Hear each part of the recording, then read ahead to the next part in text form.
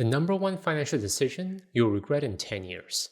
Not investing sooner. This is probably by far the biggest and the most common regret that I hear from people. When asked about their money regret, no one ever goes, I wish I had invested later. I wish I had waited longer before I started investing. No, pretty much everyone I speak to, even the ones that have saved a sizable amount, all wish they had started investing sooner. Why is this? It's because as we get older, we come to the brutal realization that time is finite. And in the world of investing, time is not just one of the ingredients.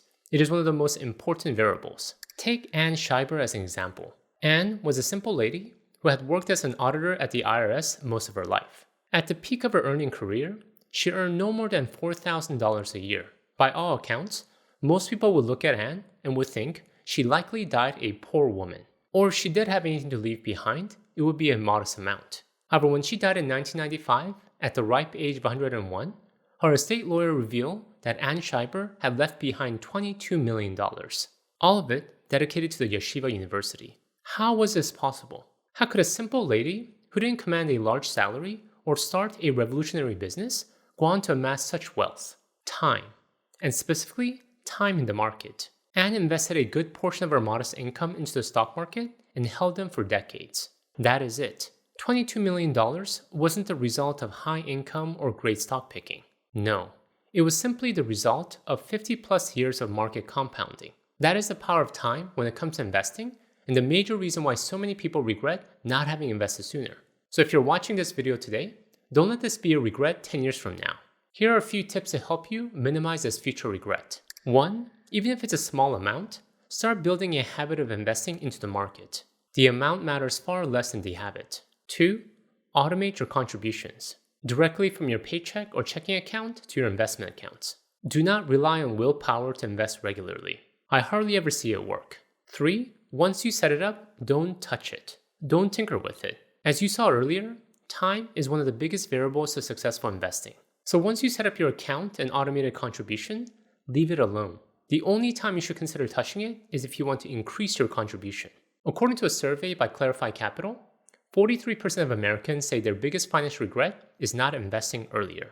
That makes it the number one financial regret in the country by a wide margin. Don't let it be yours. The best time to plant a tree was 20 years ago.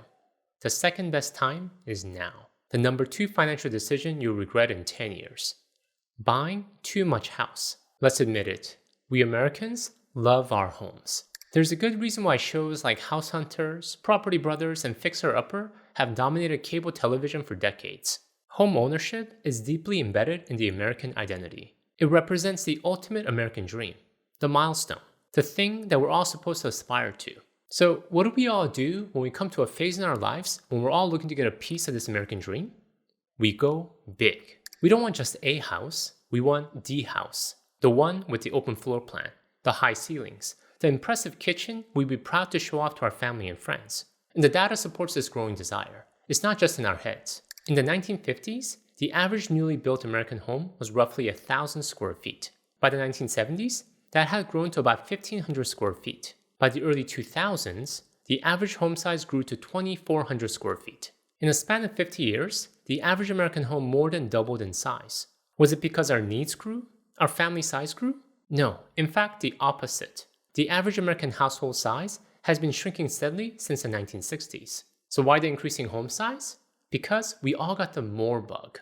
More space, more rooms. Because home today is not just a place where we live. No, it is the ultimate symbol of our success.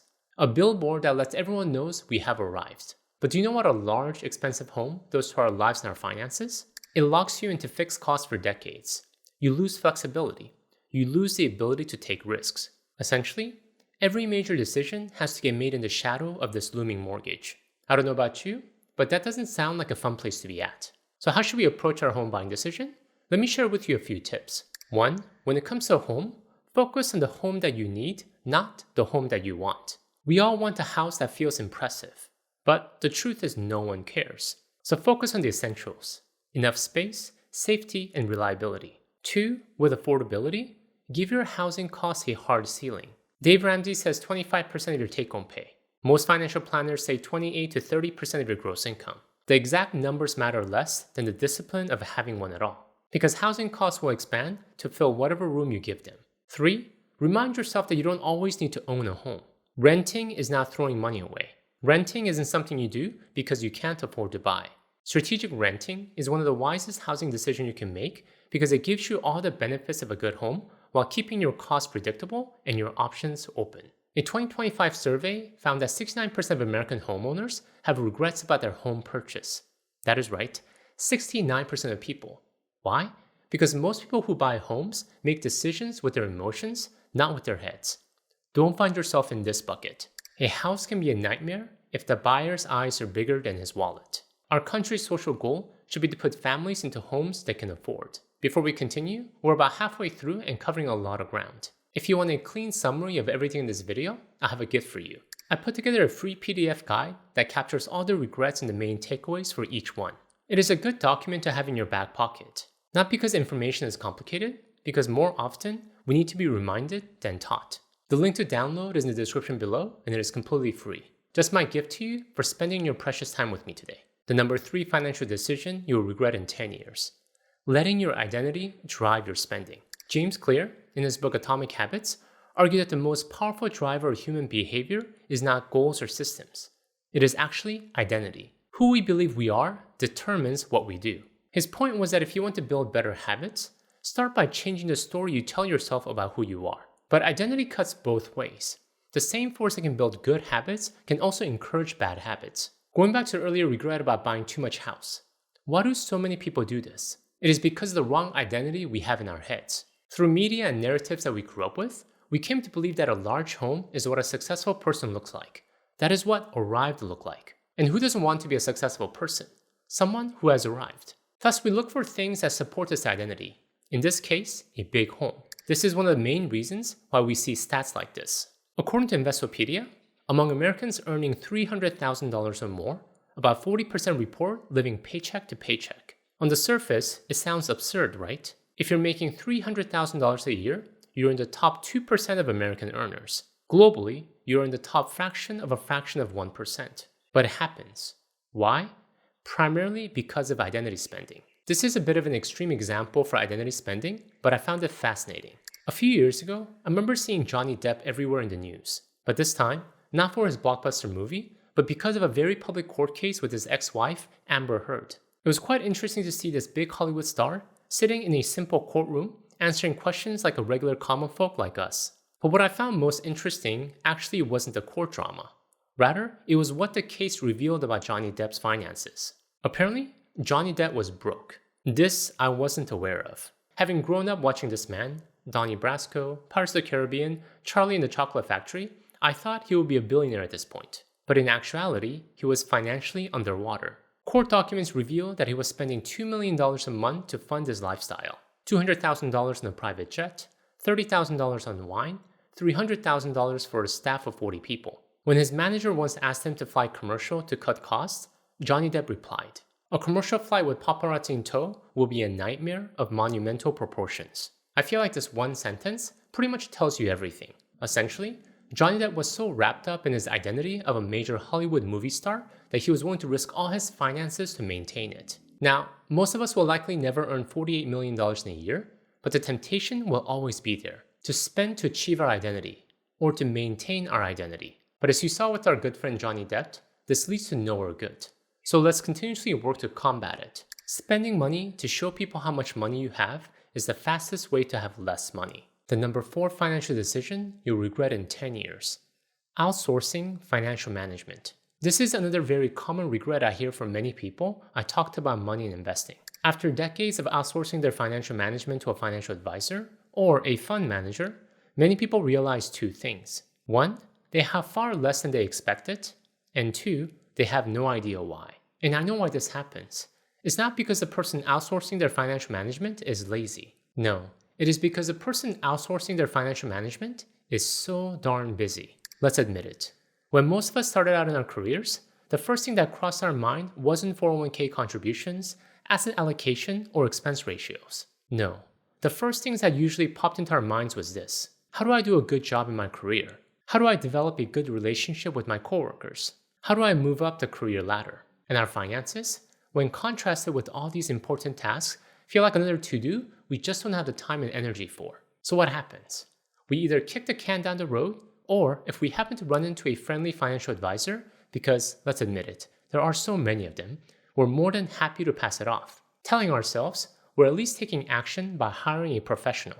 Now, I'm not against hiring financial professionals. In today's complex world, they can play an important role. Not all of us have the time or desire to research the right securities, manually execute trades, or file our own taxes. But directing a financial advisor to execute our strategy versus letting them drive the ship are two completely different things. And unfortunately, in the world of financial advisory, I find the latter more common than the former, letting the advisor design our portfolios and selecting funds with almost free reign. And what happens a decade later? We wake up to see that our portfolio is made up of dozens of high-fee mutual funds, and we have absolutely no idea why. And what is worse?